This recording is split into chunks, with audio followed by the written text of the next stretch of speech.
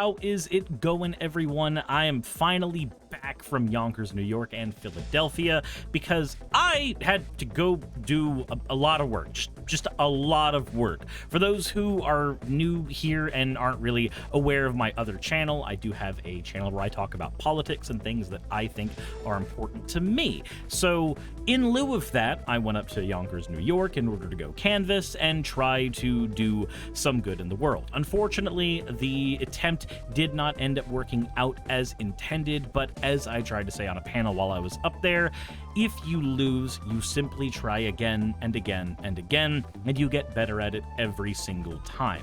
But that's enough depressing politics stuff for today. Let's go ahead and talk about Magic the Gathering, because collectible card games is way more fun than politics 99% of the time. And to facilitate that, let's talk about today's commander, Arna Kennerlead Sky Captain, or Kennerud Sky Captain. I'm really bad at pronouncing names. I apologize. So from here on out, this is Arna, and let's get into the video.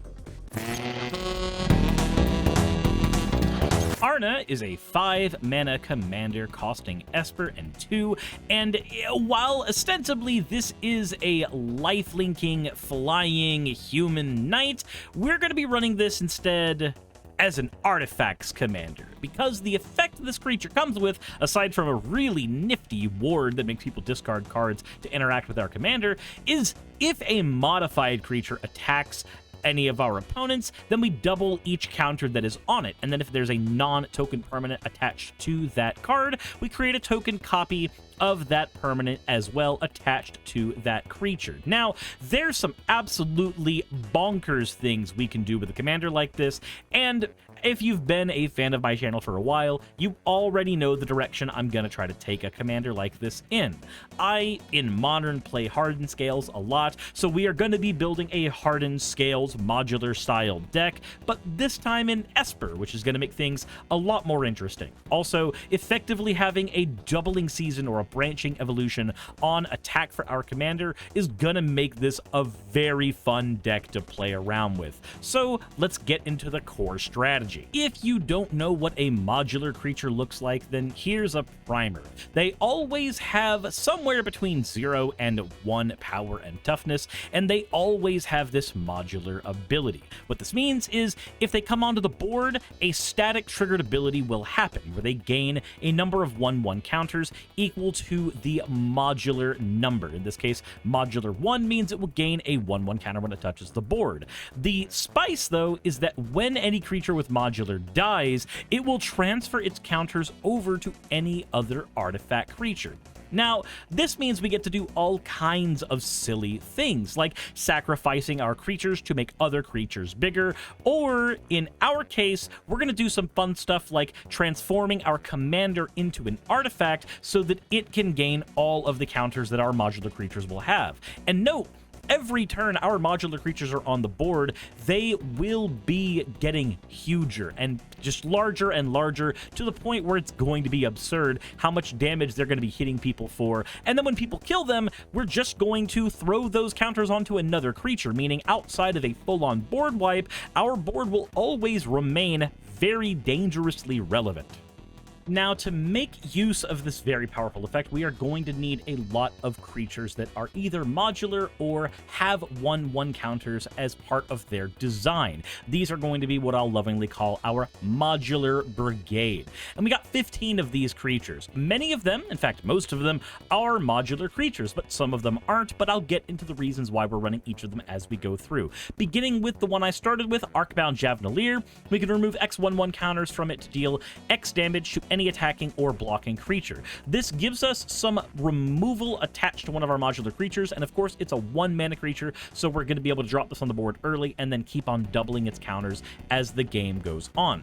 Arcbound Mauser is another 1-mana modular creature that has lifelink. Arcbound Prototype is a 2-mana modular creature with modular 2. Iron Apprentice doesn't have modular, but it has the modular ability. It's a little interesting. So Iron Apprentice is what we'll call a filter modular creature. It comes onto the board with a 1/1 counter like any modular creature does, but if it dies, it puts its 1/1 counters on any creature we control, not just an artifact creature. This means this is one of the few ways we are going to use to throw all of our 1/1 counters from our modular creatures onto our commander in the event of a death. We just make sure that the Iron Apprentice is where we store all of our modular counters as our creatures die, if they die. And we're going to be attacking as often as possible so that people are incentivized to either block or die. In lieu of going with an aristocrat-style sacrificing engine, I think it'll be better to turn these cards sideways over and over until our opponents don't have any choice but allow themselves to block things, lose all of their stuff, or, you know, just die to our creatures. Then we have Arcbound Lancer, a whopping 7 mana for a modular 4 creature with first strike, but please note, the first time it swings with our commander on the board, it'll swing as an 8/8 with first strike, and then a 16/16, and then a 32/32. You kind of get the idea. The bigger the starting counter count we can get on each of these creatures, the better they will synergize with our commander. Arcbound Hybrid has modular 2, but it has haste. Arcbound Bruiser has modular 3 for 5 mana. Arcbound Condor has modular 3 while having flying, and if any artifact creatures enter our battlefield as well, we can go ahead and give a creature -1/-1 until end of turn, giving us some pseudo removal against things like Birds of Paradise and other important pieces like Zulapur Cutthroats. Also, to note, because our commander is going to be doubling the power of this Condor, this is effectively a 6/6 with flying for 4 mana. That will then become a 12/12. That will then become a 24/24. You see why people are going to be forced to block these things. Arcbound Slith says that he will gain extra 1/1 counters if he connects to people, so he comes down as a 1 mana for 2/2, becomes a 2 mana 2/2 when he swings, and if he hits, becomes a 3, which then allows him to double even further with our commander. Hexavis is another interesting one. It's a 6 mana 6/6 because it comes down with 6 counters on it, so it will swing as a 12/12 with flying. We can also remove counters from it to put flying counters on other creatures, letting all of our modular creatures get in there far more easily. We can also remove counters from other creatures to put 1/1 counters on Hexavis, but we're probably never going to need to do that. Arcbound Stinger is a flying creature to begin with that has modular 1. Clockwork Dragon is one of my absolute favorites. I had this thing as a kid, and I always wanted to make it work because it looks so damn cool. 7 mana for effectively a 6/6 because of the counters, and whenever it attacks or blocks, we lose a 1/1 counter that was on it. But with our commander, we get to layer things like this. Attack with Clockwork Dragon, commander and Clockwork Dragon triggers happen at the exact same time. The commander says we can double the counters, Clockwork Dragon says we need to lose a counter. We choose to have our commander's ability resolve first, giving us access to doubling our Clockwork Dragon, meaning it will be swinging now for 12, and then Clockwork Dragon will lose a 1/1 counter, and now we'll be swinging for 11. Oh darn. We hit somebody for 11. Oh, the drawbacks we take. We also can pay 3 mana to put a 1/1 counter on the Clockwork Dragon, but again, we're probably never going to use this particular ability. We want this because it is a pseudo-mana-efficient flyer that can close out games for us very quickly. By the time this has swung twice, it will be chunking people's health for 20 or more. Nobody can handle that very often. Then we have Arcbound Fiend, a modular 3 creature that says at the beginning of our upkeep we can move a 1/1 counter from any creature onto the Fiend, and Arcbound Worker, a 1 mana modular creature.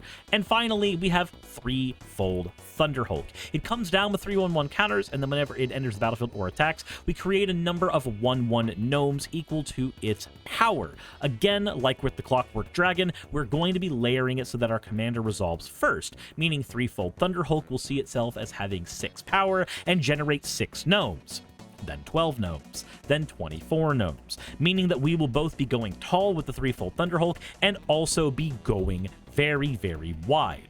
Our commander needs to stay on the board, though, so we have a Mirror Shield in here to give our commander protection. And remember, our commander can copy any equipment that is on a modified creature. So if we attack with our commander, we can stack Mirror Shields on top of it to give us spares in case our opponents remove any of our Mirror Shields. We would like to go higher on the protection, but of course, this is a $15 deck, so we can only include so many things. But don't worry, that's not all we're going to be doing. It's not all modular creatures doing modular things. We also have ways to give those modular creatures more power if need be outside of our commander, and that's where effectively our Dex Lieutenant Steel Overseer comes into play. While this is out, we can tap it and put a 1/1 counter on every artifact creature we control, meaning even when our commander's not out, we will be continuously growing our army. And when our commander is out, it will make very good use of the 1/1 counter Steel Overseer has distributed in their absence. But again, we're not done. We obviously have a lot of artifacts on the board, so let's benefit from that by adding in a Cranial Plating and a Nettle Cyst. Both of these will give creatures power, and in Nettle Cyst's case, toughness, equal to the number of artifacts or enchantments we control. But here's the kicker. While Cranial Plating is really cool, we can equip it to a creature, swing with the creature, effectively double its power every single time it swings, because our commander will create more Cranial Platings. Nettle Cyst is a very interesting case. So the way the layers in this work is if a creature equipped with Nettle Cyst, probably the living weapon germ that it will create when we drop it on the board, attacks, our commander will create a copy of Nettle Cyst attached to the germ that we originally had.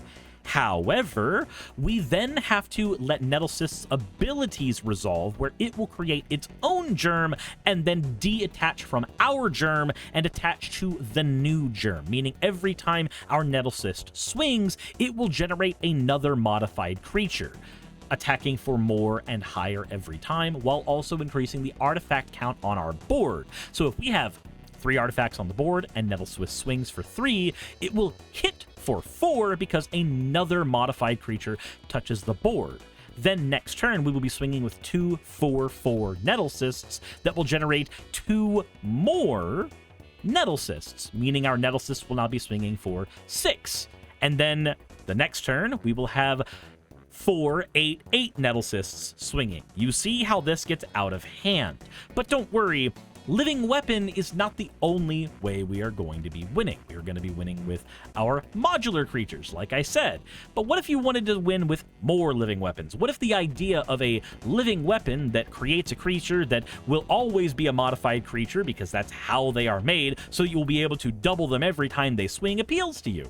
Well, I've got good news for you. Thanks to Modern Horizons 3, Mandibular Kite is a wonderful option for us. We have 2 living weapons in this deck besides Nettle Cyst, and this is one of them. This gives an equipped creature 1/1 and flying, which is of course amazing for giving all of our artifact creatures the ability to get over our opponent's boards, but very importantly, it's a 1 mana 1/1, effectively, because it creates a living germ, just like we get with our Nettle Cyst. So we'll be able to swing with 1, then 2, then 4, then 8, then 16 Mandibular Kite living weapon tokens every single turn cycle. Then we have Dross Claw, which is another living weapon creature that says that when the creature attacks, each opponent will lose 1 life. This card is okay on its own, but with our ability to effectively double the amount of these on the board every single turn by swinging with them, well, we're going to be burning people for 2, then 4, then 8, then 16. You get the idea. These get out of hand very, very quickly with our commander. We want to go into combat and swing as many times as possible and benefit from those swings every single time. That's the name of the game, after all. But because we're going to be swinging our creatures into our opponents as often as we are, it's very likely they're going to die in combat. So we need to have a reliable way of getting our permanents from the graveyard back onto the board. Enter our Recursion engine, with Tashar Ancestor's Apostle being our first one. Every time we cast a historic spell, of which we have 46 artifacts, and then, the legendaries, we can return any creature with mana value 3 or less from our graveyard to the battlefield. That's most of our modular package. Then we have Trading Post, which lets us sacrifice creatures to return artifacts from our graveyard to our hand. Sack your modular creature, get its counters onto another creature, and then get another artifact from your graveyard back to your hand. Easy peasy. Redemption Choir and Sun Titan are both effectively the same card when they attack at any permanent with mana value 3 or less from your graveyard back to the battlefield. This includes most of our modular package, but it also gives us the ability to get back stuff like the Mandibular Kite, Dross Claw, and our other cards like Cranial Plating, and so on, so that we don't have to rely on just our creatures. We always have backup in the form of these guys. Remember, we have the ability to Voltron our commander as a secondary option for winning the game if our creatures aren't doing enough. So to facilitate that, we've got two pieces of secret spicy tech. This is liquid metal coating and encroaching mycosynth, and both of these have the exact same job. Turn our commander into an artifact creature. By transforming our commander into an artifact creature, they will now be a flying, warded, life-linked target for all of our modular abilities. So not only will they be making our creatures huge, but if our creatures die in combat or for any other reason, their counters will just go over to the commander, turning them into a one-shot kill for anyone at all. This is effectively a funny haha way to end a game, but I'm gonna be honest, if you ever win a game this way, you will be my best friend. Let me know what happens in the comment section below after you build this one. But that said, let's get into how we are going to be digging through our deck. Now, a deck like this needs lots of fuel, so we have lots of recurable ways to draw through our deck, beginning with the Mindless Automaton. Comes onto the battlefield with 2/1/1 counters, and we are able to remove 2 counters from it to draw a card. You can kind of see what we're doing with this. We're going to swing with it and generate extra counters on it every time we do. If one of our modular creatures dies, we'll throw its counters onto the Mindless Automaton and then dump those counters into drawing a fresh set of cards so that even if we lose a lot of things, it doesn't really hurt us anymore. Eviscerator's Insight is a recurable way to sack our creatures to draw cards, which of course means a lot in a deck that wants to lose its creatures every now and again. Thopter Shop says anytime one of our creatures die, we get to draw a card, which is amazing for a deck that wants to have our modular creatures punch over and over again. It can also create a flying Thopter that we can use to draw more cards later with Thopter Spy Network that generates a 1/1 Thopter every single turn, while also giving us the ability to draw a card if one of our artifact creatures deal combat damage to a player. Please note, if you can get first strike on one of your creatures, then you can get up to 6 draws with Thopter Spy Network every turn cycle.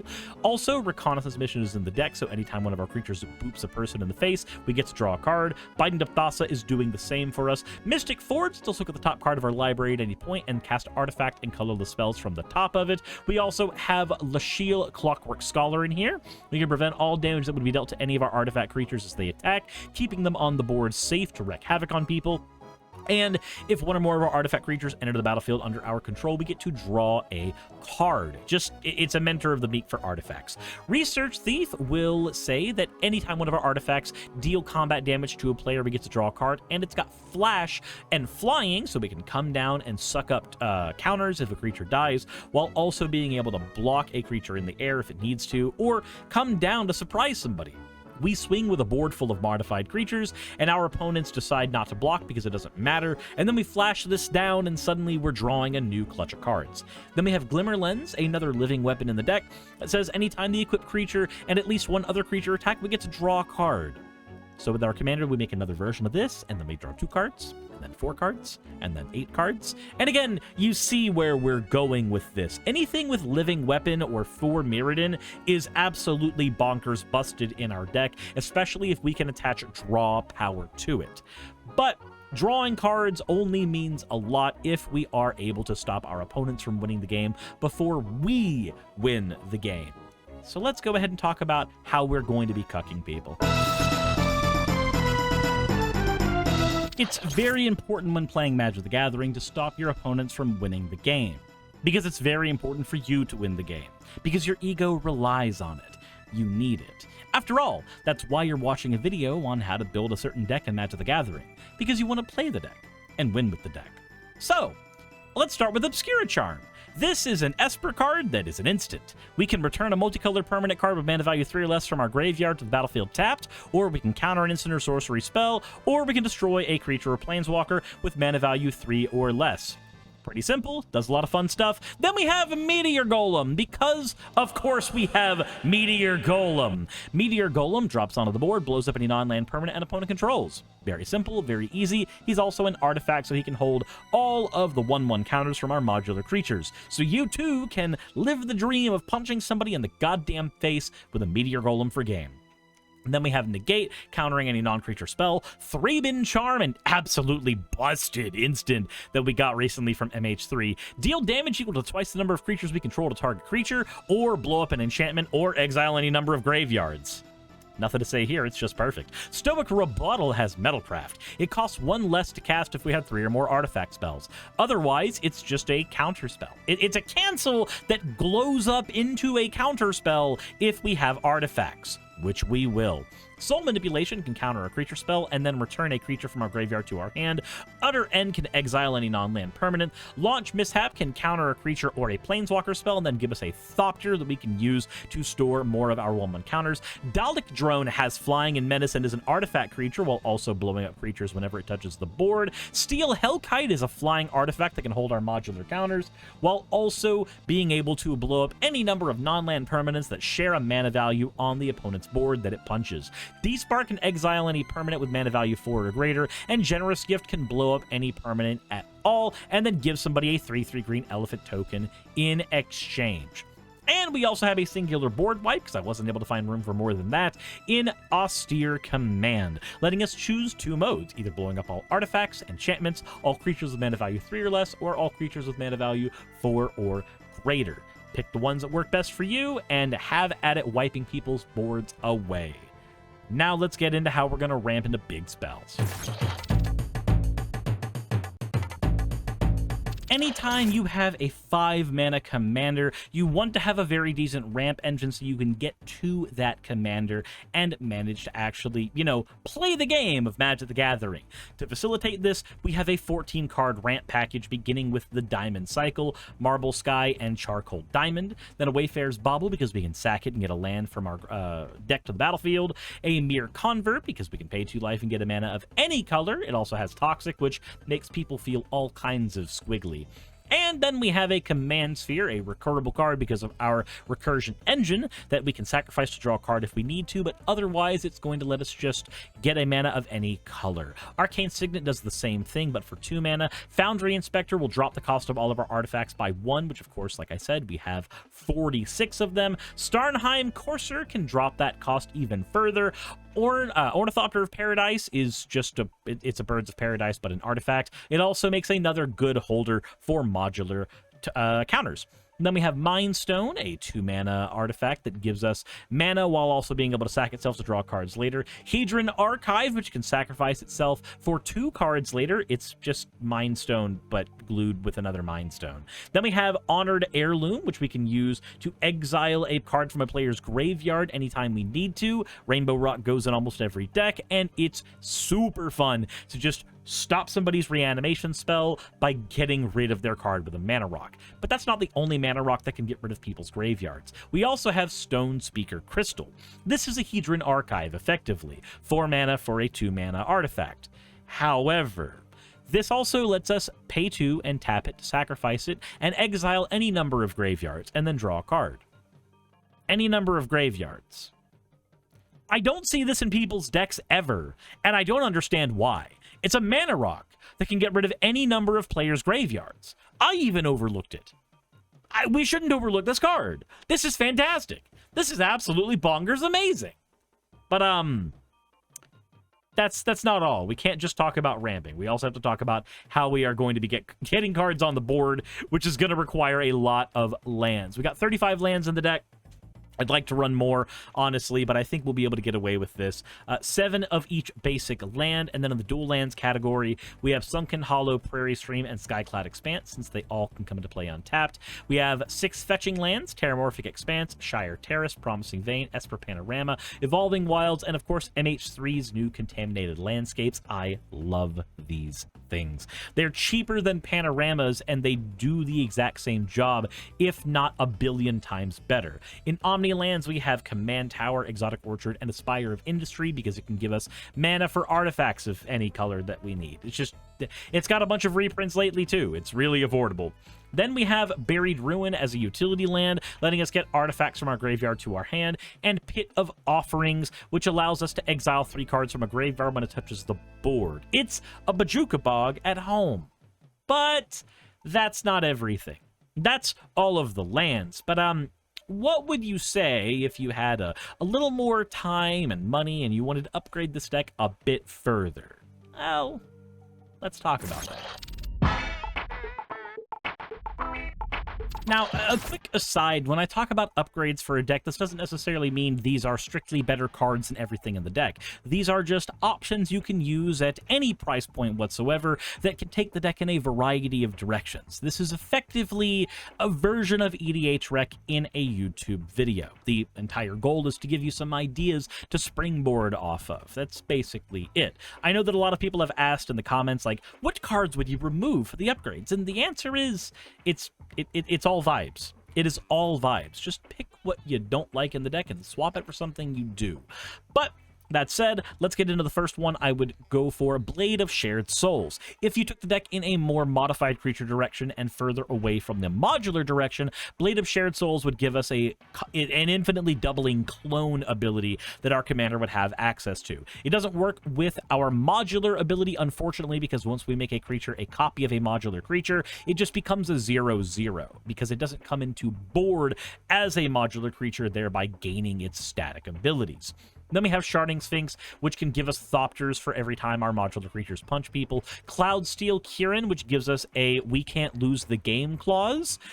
But we can get like 1 billion of these because of our commander, and it's funny to keep hitting people with a bunch of flying creatures in an ever-increasing army that just all say that we can't lose the game. It's a very hilarious way to win the game. Power Depot is a land option you can go for if you've got the budget for it. It's all of 30 cents, so it broke the budget for this deck, unfortunately. Joyrus Familiar can drop the cost of our historic spells by even more than what the deck already is capable of. Liquid Metal Torque is a mana rock that will give you more ways of making our commander a viable target for modular counters. Crashing Drawbridge is an artifact we can use to give our creatures haste. Baleful Strix is a wonderful blocker that also just happens to be an artifact creature. It draws the card when it touches the board. Honestly, if the budget allowed for it, this would be in the main deck easy. Thought Monitor is another way of drawing cards while already being a flying creature, and with Affinity, it's kind of perfect. Hangerback Walker can replace itself with a bajillion Thopters after it dies, and it does so based on the number of 1/1 counters it has. So just keep on swinging with it to get shit tons of 1/1 counters, and then if it ever dies, the punishment would be creating a giant, well, Hangerback. It'll just die and 1,000 Thopters will come out. Swiftfoot Boots gives you another way to protect the commander. Arcbound Crusher is an ever-increasingly large dude with trample who would have stayed in the deck if I had the budget for it. At $1.79, he breaks my budget for the deck, but he is a must-include if you stay with the modular theme. Arcbound Ravager, of course, being a 2-mana modular creature is already great. Urza High Lord Artificer gives us a mana rock ability for all of our modular creatures and gives us a construct we can do some fun stuff with. Excalibur from Assassin's Creed costs X less to cast, for X is the mana value of all of our historic permanents, which of course we are almost all historic permanents. This then gives a creature 10/10 and Vigilance, and of course it costs 2 to equip to a legendary creature. So we're just gonna use this to punch somebody really hard with our commander. Really simple. Lightning Greaves is another way to protect our commander and give our modular creatures haste. Walking Ballista is a classic in modular strategies, giving us access to a giant dude with our commander that can just blow up anything on the board if we need. Mycosynth Lattice would give you another way of making sure that your commander is an artifact so that it can benefit from the modular triggers. Esper Sentinel benefits really well from modular triggers. The Esper Sentinel allows us to draw a card every time somebody doesn't pay the tax the first time on their turn, and the tax is equal to its power. It's an artifact creature, so we can just hold all of our modular creature counters and just say, hey, did you pay 8 for that? No? Guess I'll draw a card. Then we have Ozolith, which can be another way of storing all of our counters, meaning that our creatures swing, they double their counters, and when they die, all the counters go to the Ozolith. Now, importantly, the Ozolith creates a separate trigger from Modular. You see, Modular is a dies trigger, and Ozolith is a leaves the battlefield trigger. So these triggers happen in separate states. So when a creature dies, the die trigger happens, and Modular will throw its 4 1/1 counters to a creature. And then the game state checks if it has left the board. It has left the board, so Ozolith will then create those tokens or those counters again. because it is read as two separate things entirely, meaning Ozolith effectively doubles all of your available counters every time a creature with Modular goes away. It's $40 for a reason. It's a stupid, bonkers, crazy card that if you have a deck with it in it, you understand how nightmarishly powerful it is. But that said, that's all the upgrades in the deck that I can think of off the top of my head, so let's go ahead and get into conclusions. In conclusion, there's a lot of different angles you can take Arna, not just the one that I chose. I just happen to be a simp for modular creatures, so I had to go ahead and take them in that direction, because I like stacking a lot of artifacts on the board, dumping cranial platings and analysis on them, spawning extra copies of these, and then hurting people for huge damage. That just tickles my fancy. Arna seems like a perfect commander for stuff like that, and I think if you play the deck, you're going to really enjoy the kinds of nutty things you can do. Just note that the budget version of the deck is literally missing one of the most crucial pieces, which is the modular creature with trample. Any type of evasion in general is super important, but trample especially is important because we know our creatures are going to get bigger than our opponent's creatures. All that matters is whether or not they can make it through. And while flying gets it through 99% of the time, without the added benefit of something like trample, it's likely our opponents might be able to chump block us if they are running a similar servo and thopter-based strategy to what we are doing. That said, I think even without that, the $15 version of this deck will perform admirably, and I think you'll have a very fun time playing it. I actually built this deck while I was canvassing in Yonkers. Literally, I pulled out my laptop whenever I had downtime and just started tinkering with this thing until I got it to where it is right now. So I hope you will enjoy the fruits of my efforts, and I hope y'all have had a wonderful time while I've been gone. That said, thank you all for watching. I appreciate all of y'all's patience while I've been busy doing other work for other channels. That all said, thank you for being here. Thank you for the view. Thank you for every one of you who's subscribed to the Patreon. Thank you for all of you who've been channel members so you see these videos as soon as they come out. Just honestly, thank you. I'll be getting videos out as soon as I can, but with that all said, I will see you all in the next video on Thursday. A video every single Monday, Wednesday, Thursday, and Friday, and of course, when I can manage it, the podcast on Tuesdays. Thank you all for watching. Insert end of video tagline here. Hey, I just quickly want to give a thank you to all of my wonderful patrons who keep this show running. YouTube and Twitch are a pretty bumpy ride at the best of times, and the stability that Patreon provides me is worth more than I can say here. I'd also like to thank each and every one of my $20 and up patrons here, and they would be Red Joker, Britzkrieg, Cameron, Dren, Jemshin, Smiling DM, Poundini, Mabbity Babbity, Naomi, Isaac, Agamotto, Jordan, Ravi, Giuni, Kiratorian, Prisma, all of you, Sagitt, I'm not saying that part, and Starlight. And finally, thank you to everyone else that helps keep this channel alive. While you're here, why not check out another video? And thank you for watching.